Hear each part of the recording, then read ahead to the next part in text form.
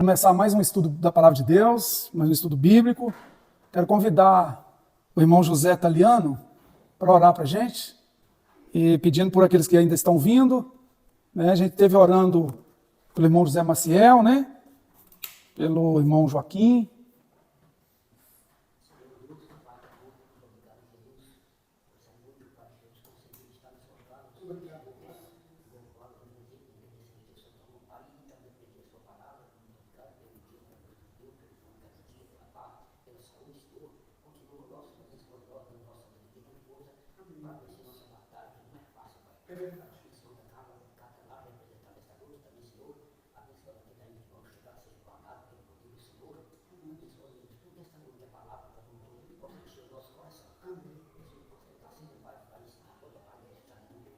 Amém, Senhor. Amém, Pai.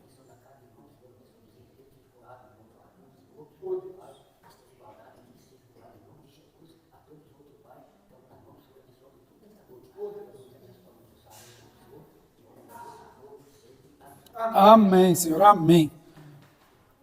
Tudo bem, irmãos. Na semana passada falamos sobre Colossenses. Quero convidá-los a acessarem Tito, carta de Paulo a Tito. Hoje nós vamos falar de Tito, Filemon e vamos entrar também um pouquinho, dando tempo, em Romanos. A gente caminhando para o final, do nosso curso sobre Paulo. Em breve, meados de junho, queremos começar um novo curso sobre bênção e maldição. Tito, capítulo 1, verso 1.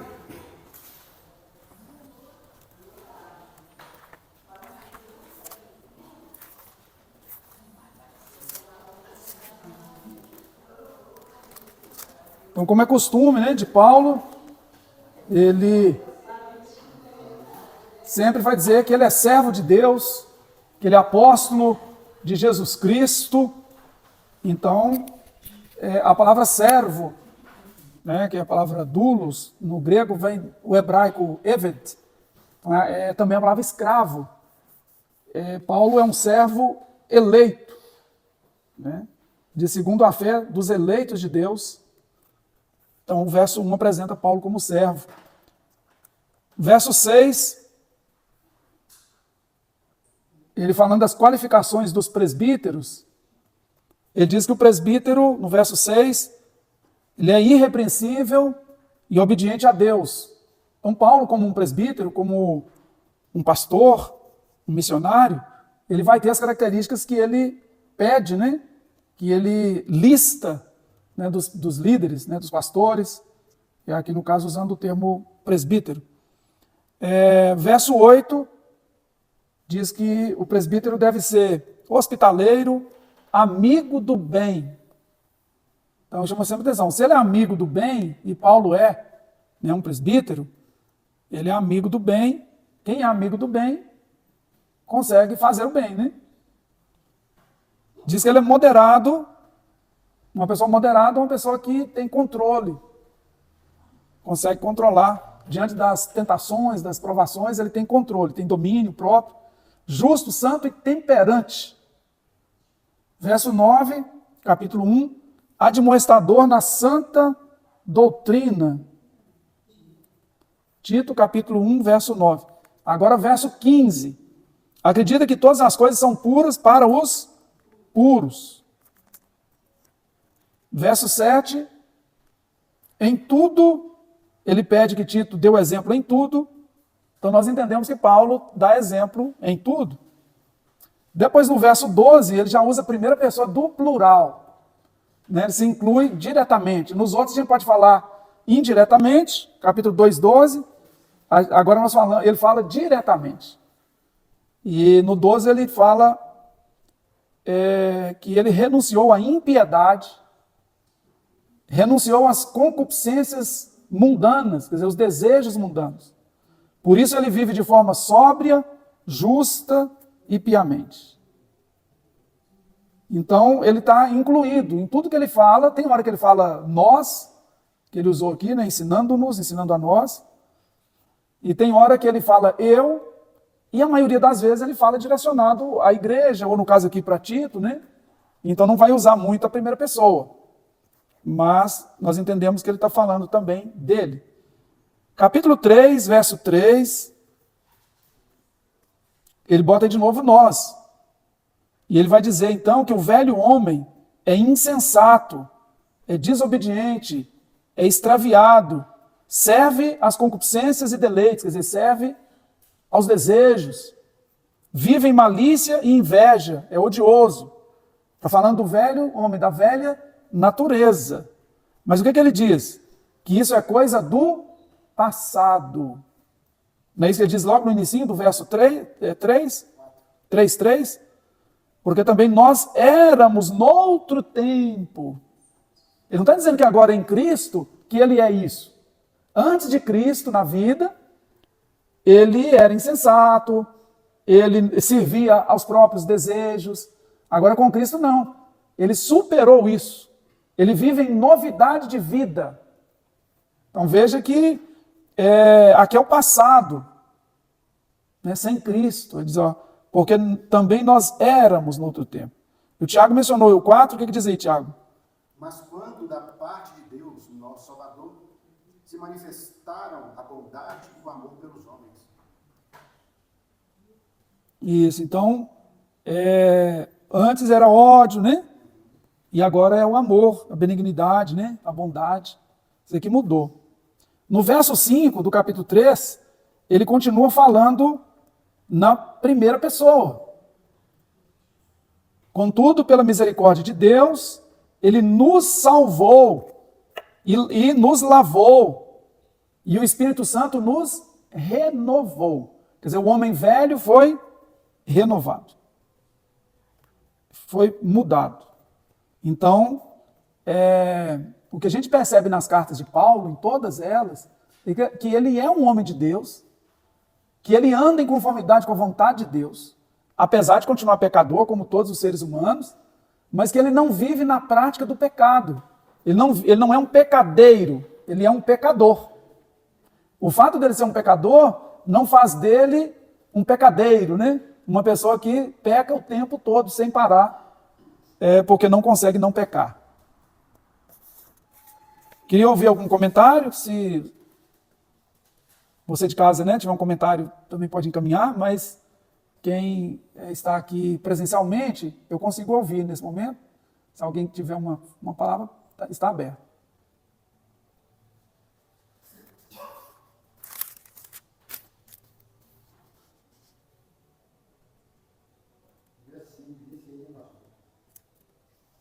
Não pelas obras de justiça, que o versículo fez, mas, segundo a sua misericórdia, nos salvou pela lavagem da regeneração e da renovação do Espírito Santo. Isso é o que a gente comentou, né? Que foi pela misericórdia de Deus, né? Isso, pela misericórdia de Deus. Não foi por esforço próprio, né? Que ele conseguiu isso. Mais algum comentário da carta de Paulo a Tito? Sobre quem é Paulo, né? Verso 3.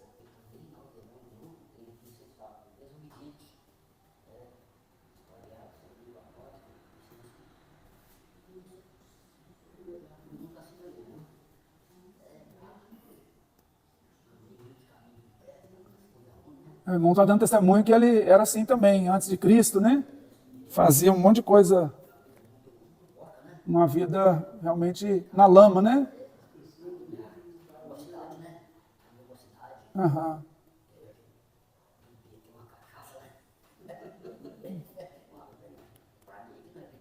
Uhum. A igreja, o pastor Francisco tinha pedido antes, irmão, depois eu passo para o irmão, pastor Francisco. Só esperar, irmão, tá dentro.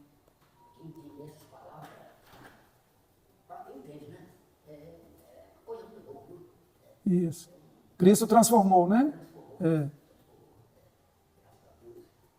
Muito bem. Pastor Francisco. É interessante, pastor, que nesse capítulo 3 aqui, né, ele exalta de uma forma sobrenatural a bondade, né, o amor, a misericórdia e a graça. Onde então é o livro de Deus para nós, para que tivessem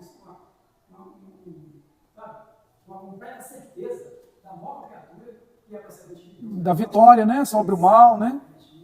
O irmão está dizendo que o capítulo 3, né, ele enfatiza a graça, a misericórdia, né, de Deus, o amor, a justiça de Deus não, e não a humana, né?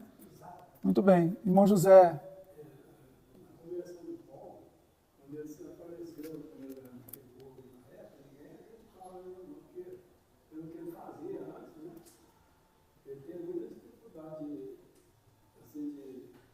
Ser aceito, né? Não estou dizendo que, como ele fazia muita coisa errada contra os cristãos, né? Ele era um perseguidor da igreja, a igreja em formação, eles custaram acreditar nele, né? Na conversão. Verdade. Muito bem, vamos para a carta de Paulo a Filemon, uma carta pequenina, né? Um capítulo só. Eu destaquei apenas 3 versos dessa carta, falando quem é Paulo por Paulo na carta a Filemon. No capítulo 1, que é só um capítulo, né? Vamos dizer assim, o verso 4, a gente nem precisa dizer capítulo 1, verso 4 de Filemon, ele usa a primeira pessoa e ele é um homem de oração. Então isso fica muito claro também nas outras cartas, né? Que ele é um homem de oração. E aí ele usa a primeira pessoa. No verso 6, por Cristo Jesus, e aí ele está mencionando Timóteo, né? O Timóteo ele menciona lá no verso 1, né? Então ele está junto com Timóteo, escrevendo essa carta a Filemon. Por Cristo Jesus ele tem conhecimento de todo o bem. E aí ele usa, não está usando a primeira pessoa, mas falando diretamente a Filemon. Em relação a Onésimo, né? Aquele escravo, né, que havia fugido, então ele pede que ele o receba, né, e que se ele estiver devendo alguma coisa que Paulo vai pagar, né, mas essa questão de dizer que tem um conhecimento de todo o bem, ele é muito forte. Ele diz que esse conhecimento de todo o bem está em vós, em Cristo Jesus. E ele poderia usar está em nós, mas ele preferiu falar diretamente aos irmãos. E o último verso, o verso 9, ele usa eu, né? E fala que ele é o idoso e prisioneiro de Jesus Cristo. Então ele é idoso, é um prisioneiro, né, por amor a Jesus, né, e mesmo da prisão, ele continua exortando, escrevendo, dirigindo. A Ferreira aqui, Tarcísio, ela diz que batizou, aceitou Jesus, mas continua tomando decisões erradas. Uhum. Tem algum comentário a fazer? Então, Ferreira, existe o que a gente chama de, que a Bíblia chama de tecna, e a palavra huios. O crente novo, ele é como uma criança espiritual. Então, João capítulo 1, verso 12 diz, mas todos quantos o receberam, deu-lhes o poder de serem feitos filhos de Deus, a saber, aos que creem no seu nome.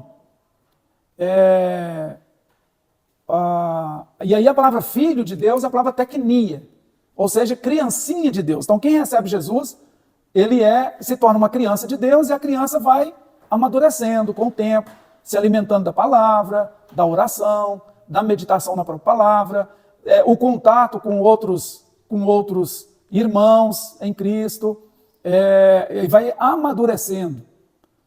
E aí nós chegamos em Mateus, né, capítulo de número 5, lá a partir do verso 40, vai apresentar o que é chamado em grego de huios, que é o filho maduro de Deus.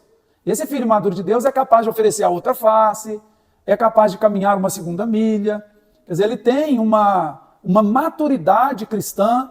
Então, o que acontece? À medida em que você for estudando a palavra de Deus, orando mais, participando mais com outros irmãos que vão te dar também força, essas decisões equivocadas, elas vão diminuir. Então é algo mais ou menos natural, tá bom? É um processo, então acontece muito. Quer dizer, uma criancinha de Deus, se alguém der uma bofetada na face direita, essa criança de Deus vai revidar. Mas um filho maduro de Deus, não. Aí já tem capacidade de suportar, de refletir, de perdoar. Então é o filho maduro, tá bom? Obrigado pela participação. Nós vamos agora para a carta de Paulo aos Romanos. Carta de Paulo aos Romanos, para a gente caminhar, né, para ir concluindo o nosso estudo. Em junho queremos começar um estudo novo. Carta de Paulo aos Romanos. O que eu posso dizer da carta de Paulo aos Romanos? É aqui na carta de Paulo aos Romanos onde Paulo mais usa a primeira pessoa. Eu, nós. Então ele se inclui muito. Quando a gente fala de carta aos Romanos, significa o seguinte, que Paulo está escrevendo aos cristãos em Roma, aos cristãos de origem judaica que vivem em Roma e aos cristãos gentios que vivem em Roma. E Paulo fica preso em Roma. Eu tive o privilégio de andar ali em Roma durante 5 dias, andando pela cidade, com o mapa na mão e andando a pé, conhecendo, né? O máximo que deu para eu conhecer. E fui até a prisão, né, onde Paulo teria ficado preso em Roma. Essa carta aos Romanos ela é muito forte. Ela é a carta em que o Martinho Lutero era professor, exatamente da carta aos Romanos, e teve o seu contato com Cristo, lendo essa carta, ensinando essa carta, né, quando ele, lá no verso 16, né, e 17, diz, porque não me envergonho do evangelho de Cristo, pois é o poder de Deus para a salvação de todo aquele que crê. Primeiro, do judeu e também do gentio, ou seja, o grego.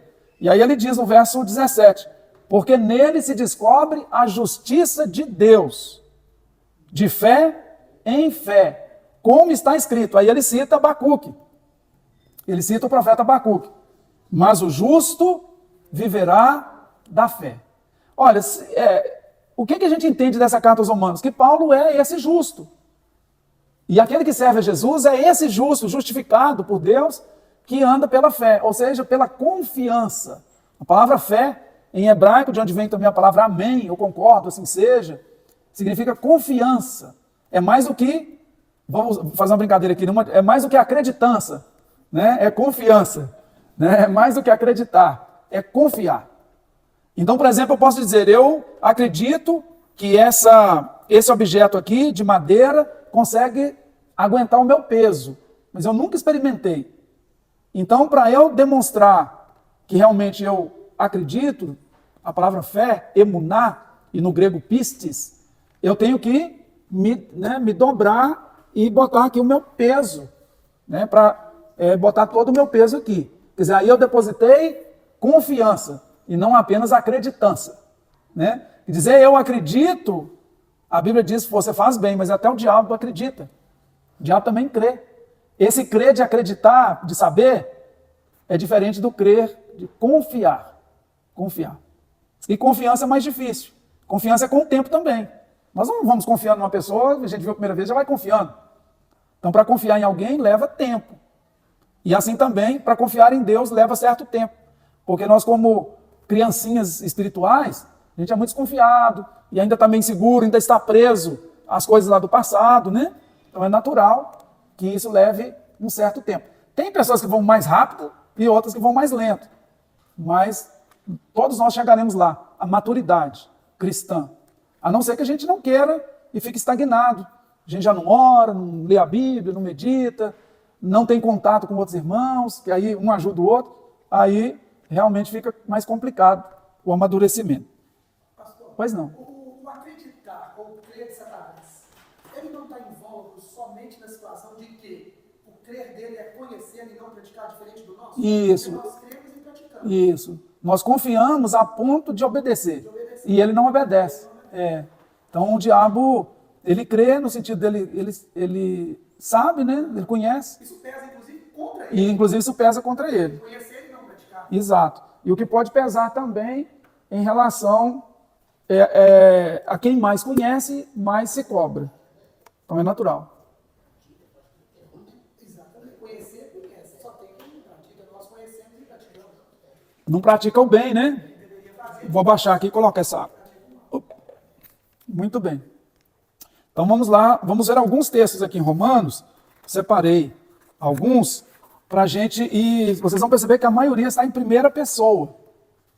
Então nós vamos começar capítulo 1 de Romanos, verso 1.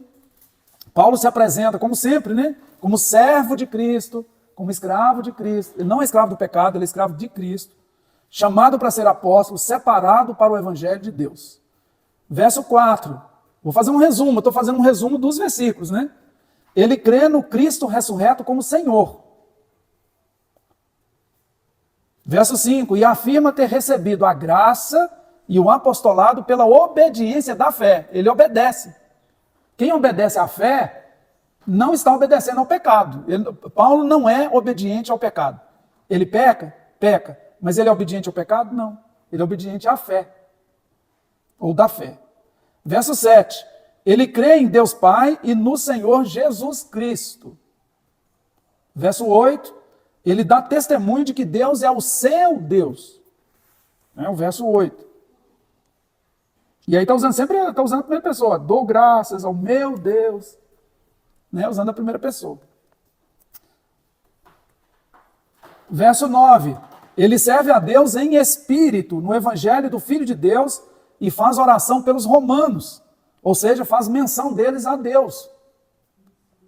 Verso 10, capítulo 1. Paulo deseja ir até os romanos e pede em oração que isso possa acontecer, né, que ele possa visitá-los. Verso 11, ele diz que comunica dons espirituais. Ele orienta a igreja, né, quanto aos dons espirituais. Verso 14, ele não se envergonha do evangelho de Cristo. Lá para o verso 16, né? O 16 no caso. O 14, ele se sente devedor a todos. No 16, não se envergonha do evangelho de Cristo. Ele crê que a salvação veio primeiro para os judeus, Jesus é judeu, Paulo também é judeu, e também para os gentios. Verso 25 do capítulo 1, ele crê que Deus é o Criador bendito. Mas ele crê na palavra de Deus, né, no Antigo Testamento, na Bíblia hebraica, no que está lá. E aí nós vamos para o capítulo 2. Capítulo 2, verso 11. Paulo acredita que Deus não faz acepção de pessoas. E Tiago corrige muito a igreja quanto a isso, né? Chega uma pessoa muito importante, ou dita importante, e você dá toda a atenção para ela. Chega uma pessoa humilde, você nem menciona que ela está ali. Então, não fazer acepção de pessoas, porque Deus não faz acepção de pessoas. 2,16. Paulo fala de um evangelho que é dele. Quer dizer, ele está tão ligado ao evangelho que ele tem as boas novas, né, para entregar. Verso 24, do capítulo 2, ele escreve aos judeus romanos.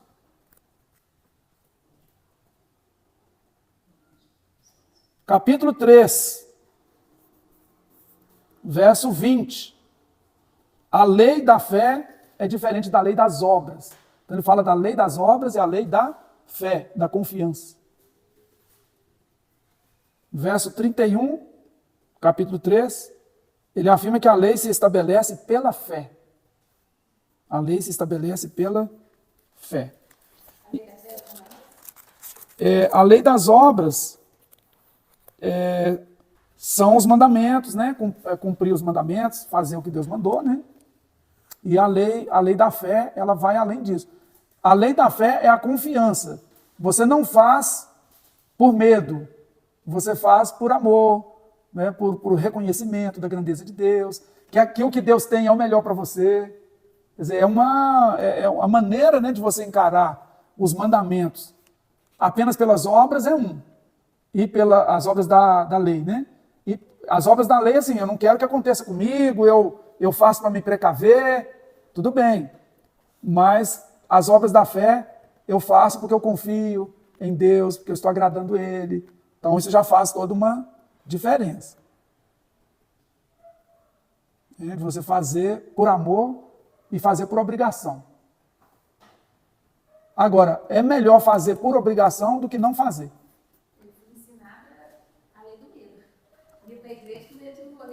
Isso, então essa coisa de eu vou para a igreja para eu não ir para o inferno, não é a lei do amor, né?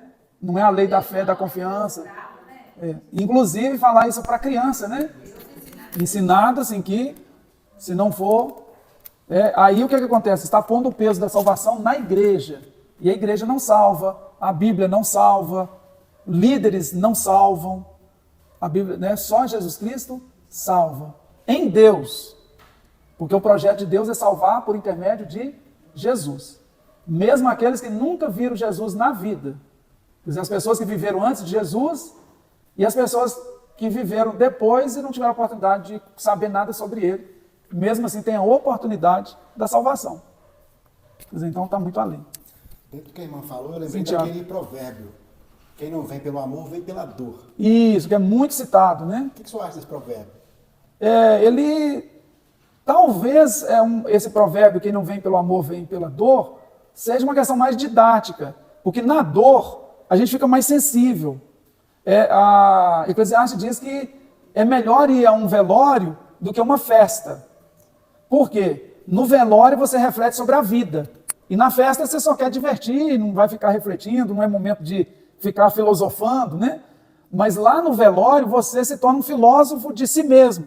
Quer dizer, você começa a pensar. Eu vi um vídeo hoje, um vídeo que eu já tinha visto há mais tempo, em que as pessoas... por exemplo, pode acontecer agora comigo, né? Aí uma pessoa está ali dando uma palestra, daqui a pouco cai, né? E aí descem que morreu, né? Não foi só assim, teve um desmaio, mas morreu, como a gente tem a história de um cantor tão jovem, né? Há pouco tempo, cantando, né? Louvores e tal, e aí simplesmente caiu, morto. Né? E isso acontece com certa frequência. A gente não sabe, porque o mundo é muito grande, mas acontece. Né? Um pregador que está lá no púlpito pregando, daqui a pouco morre ali, não termina a mensagem, morre. Por exemplo, pode acontecer comigo agora, né? Isso acontece, a gente pode morrer a qualquer momento. Como dizia minha avó, para morrer basta estar vivo. Então, para morrer basta estar vivo. Então, a gente morre. Né? Então, eu creio que é um ditado que talvez cause certo terror. Nesse ponto eu acho negativo.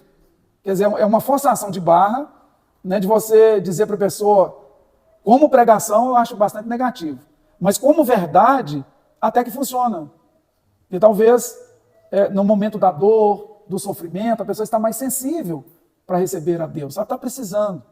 É muito raro alguém rejeitar uma oração no momento de uma dor, de um sofrimento. Mesmo que ele não acredite, até se ele não acreditar em Deus, às vezes ele permite que você ore por ele, porque está num momento sensível. Então, nesse sentido, aí às vezes encontra Deus na dor. Mas há uma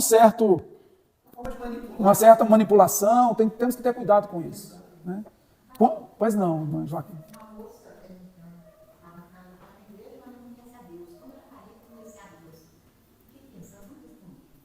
Isso, como que a gente pode conhecer a Deus?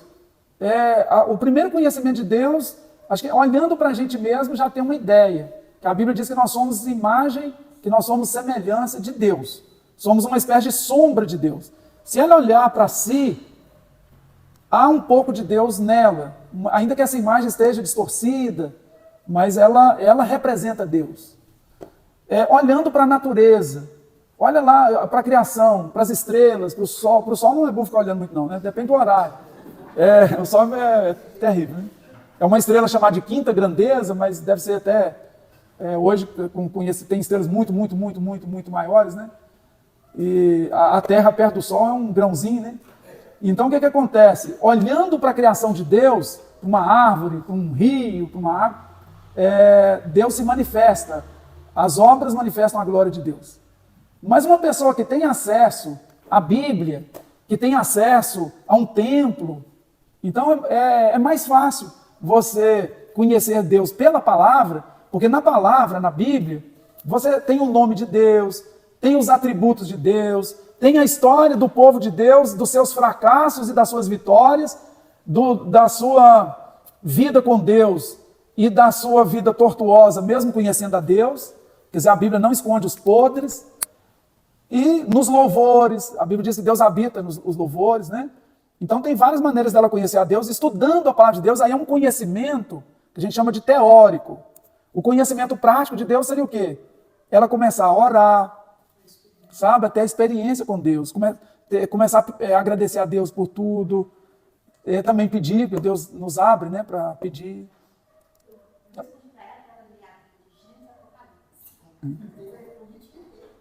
A leitura da Bíblia vai ajudar muito. Mas tem outras possibilidades, né, de conhecer a Deus além da Bíblia. Mas a Bíblia, até onde a gente entende, é o melhor caminho. É como assim, ó, eu decido nunca ir para uma escola. Eu vou ter mais dificuldade com leitura, não vou? Porque aí, se alguém em casa tiver a paciência de me ensinar o alfabeto, juntar as letrinhas, as sílabas e tal, pode ser que eu aprenda a ler, né? Aprenda a ler. Mas uma pessoa que foi para a escola vai saber muito mais do que eu, que nunca frequentei uma escola. Entendeu? Ali ele aprende coisas com os professores, com os livros, mas é um conhecimento que talvez não mude a vida, no sentido lá interno, de ser uma pessoa melhor, né? De ser uma pessoa bondosa, caridosa. Né? Ele pode ter um conhecimento, ser um doutor e ser uma pessoa estúpida. Né? Mas o conhecimento de Deus, da palavra de Deus, da oração, da meditação na palavra, faz toda a diferença. O encontro com Deus. Irmã Valéria. Eu vejo isso de uma forma assim, que muitas vezes a pessoa vem na igreja, como que eu vou conhecer Deus aqui na igreja? Aí vai, mira em mim, mira em algum irmão, mira nas nossas falhas. E hoje em dia, vê as igrejas também que vê na televisão, na internet, que a pessoa comenta da outra, é um evangelho muito deturpado, né? Os pastores isso, o pastor roubou, o pastor tem fazenda, o pastor tem avião, o pastor fez aquelas ofertas ultramegas. Então, isso é o que mais a gente vê. Isso, o mau testemunho. O mau testemunho é um péssimo professor, né? É igual meu primo. Aliás, ele é um excelente professor para afastar, mas como um professor para trazer para perto de Deus. Meu primo falou semana passada, Não. depois você saber que eu visitei ele vai tão integrado na igreja, que desde 14 anos eu tive ouvido ele pregando. No último episódio que a gente teve aqui na família, eu fiquei assim, o quê? Que gracinha! E cantando e tudo. Aí agora, por causa de uma idiotice na igreja, ele afastou da igreja. Ele Afastou da igreja porque teve um mau exemplo, um mau 16, testemunho. a menina com 14. E aí, porque um dia a igreja, o pastor chegou novo e tal, aí pregou os mendigos que estavam na rua, aí foi lá, antes de pôr da igreja, chamou a ação social, deu banho nos meninos, trocou a roupa nos adultos, trocar as prostitutas, deu banho, trocou a roupa, fez aquele culto lindo e maravilhoso, inclusivos. 15 dias depois, eles dormiram na porta da igreja. Eu fui colocar uma grade na porta da igreja, impedindo os mendigos de ficar perto da igreja, para não xixi colocando na porta da igreja. Aí eles só saíram da igreja, porque realmente o pastor louco, a igreja louca hoje um dia faz um pouco bonito, abraçando. Aí no outro dia impede eles de estarem próximos, de usar o banheiro da igreja, usar a cantina da igreja. Então, tipo assim, é triste, é chato, mas não é motivo de ser triste, mas isso é muito Porque de repente a questão da maturidade faz diferença, né? De entender que as pessoas falham, que o pastor falha, porque antigamente acho que passava-se uma ideia, e ainda acontece isso, de que os pastores são anjos, né? E anjo, só que tem que entender que tem anjo do mal também, não tem anjo só do bem, né? Então, pode ser até anjo, mas não vai ser aquele anjo, né? Pode ser até um anjo, tem anjo caído, né? Então tem que ter cuidado. Pastor também falha, então você não vai mirar no pastor nos seus erros, vai mirar, Paulo diz, sede meus imitadores, assim como eu sou de Cristo. Quer dizer, no momento que eu não estiver imitando Cristo, não me imitem. Porque tinha momento que Paulo não imitava Jesus, no momento da fraqueza, das suas falhas, né? Então, sede meus imitadores, assim como eu imito Cristo. Se eu não estiver imitando Cristo, então... mas só que o tempo de frequentar a igreja não garante maturidade de frequentar, entendeu? Capítulo 5, verso 1, Paulo tem paz com Deus por meio de Jesus Cristo. Verso 2, está firme na graça de Deus e se gloria na esperança da glória de Deus. Verso 3, capítulo 5, também nas tribulações se gloria.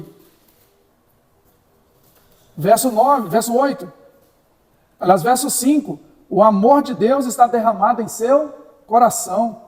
Verso 8, ele é pecador, Cristo morreu pelos pecadores, logo Cristo morreu por ele. Verso 9, ele é justificado pelo sangue de Jesus. Verso 10, ele era inimigo de Deus como qualquer pecador, mas ele foi reconciliado com Deus pela morte do Filho. Então não é mais inimigo de Deus. Verso 20, Paulo não permanecerá no pecado para aumentar a graça. A graça já foi aumentada pela abundância de pecados ou pecadores. Capítulo 6. Tá, você só falou Pois 3 não. já? Capítulo 3? Capítulo 3, sim. Falou todo? Eu destaquei só algumas coisas do capítulo 3, né? A gente fez um destaque. Você quer voltar? Pode falar. Sim. Tiago. Aqui no versículo, capítulo 3, versículo 10. Capítulo 3, 10. Não há nenhum justo, nenhum sequer. Não há ninguém que entenda. Não há ninguém que busque a Deus. Versículo 12. Não há ninguém que faça o bem. Não há nenhum sequer. Ótimo. Eu gostaria que o senhor comentasse aí. Isso, eu vou... Versículo. Excelente. Esses versículos que você mencionou, 3:10 e 3:12, né, que não há ninguém que faça o bem, né, não há nenhum sequer, é uma pregação. Ele está fazendo uma citação, né, do Antigo Testamento, do profeta, dizendo da decepção de Deus com Israel. Quer dizer, então, isso a gente chama de hipérbole, que é o exagero, é uma figura de linguagem. O próprio profeta que leva essa palavra para o povo, ele é um justo, ele é um servo de Deus. Né? O próprio profeta Elias, ele achava que só tinha ele em Israel que não se dobrara a Baal. E aí Deus vai dizer para ele que tem mais 7.000. Então sempre houve justos, praticantes do bem, pessoas santas, no meio de uma geração corrompida. Então ele usa uma expressão, o profeta usa uma expressão abrangendo todo mundo, quer dizer, não há ninguém, sabe que não tem ninguém nesse país? Quer dizer, o próprio que está dizendo isso, por Deus, ele é um desses que serve a Deus. Né? Então, é uma forma de apresentar a mensagem, de chocar o ouvinte. Quer dizer, o número de pessoas é tão insignificante que parece que não tem ninguém. É o caso, por exemplo, de Oséias. Oséias, Deus fala com ele, Oséias, vá e se case com uma mulher de prostituições, e tenha filhos de prostituições, porque a terra se prostituiu. Então a ideia é que o povo de Israel se envolveu tanto com as divindades pagãs, que trocou Deus por um outro marido, simbolicamente, e em Oséias a gente vê isso muito forte, né, que Deus então divorcia Israel, né, Israel e Judá, porque elas se afastaram dele, foram embora, traíram Deus. Então não é que não existe ninguém capaz de fazer o bem, mas naquela geração, pensa o Noé, por exemplo. É como se dissesse uma mensagem dessa, onde que estão? Não há ninguém que faça o bem? Não há um justo? O argumento do Abraão em relação a Sodoma e Gomorra, tentando salvar Sodoma e Gomorra, mas na verdade a intenção principal dele é salvar o sobrinho, a família. Senhor, se tiver 50 justos lá, é como se assim, não tem um justo sequer. Mas tinha lá o Ló, tinha lá. Então sempre vai ter um representante, e aí a gente tem um texto no Salmo 116, que fala e que é mal interpretado, preciosa é a vista do Senhor a morte dos seus santos, né, que na verdade significa que ela é cara, é custosa, porque quando morre um santo, é uma luz que se apagou no meio da escuridão, das trevas. Deus tem que providenciar uma outra luz para substituir. Então, quando morre um justo, a impressão que se tem nas pregações é que Deus faz uma festa grande lá no céu. Pelo contrário, Deus se sente pesaroso, usando uma linguagem humana para Deus, porque o mundo ficou sem, é uma luz que se foi, é um justo. Mas sempre haverá justos em meio, mas eu posso trazer na próxima aula, no próximo encontro, um pouco mais fundamentado, com outros exemplos, para a gente entender quando diz não tem um sequer. Porque se você ler esse texto isolado, ninguém consegue fazer o bem, aí realmente... Porque é exatamente esse versículo que os calvinistas usam para embasar a teologia deles.